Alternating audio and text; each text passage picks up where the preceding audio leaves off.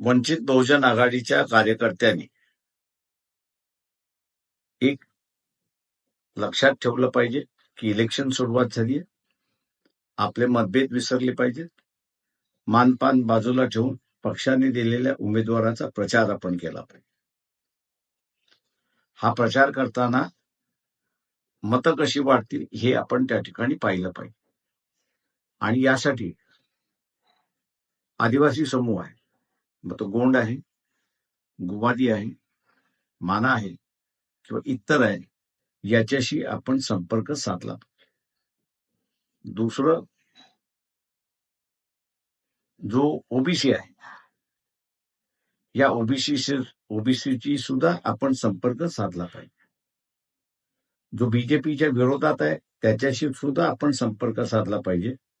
आणि पक्षाला मतदान कसं मिळेल हे त्यांनी त्या ठिकाणी पाहिलं पाहिजे.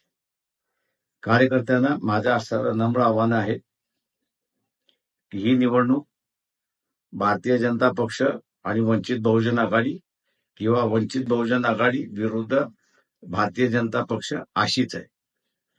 कोणीही हलगर्जीपणा करू नये, कोणीही मान प्रतिष्ठा करू नये.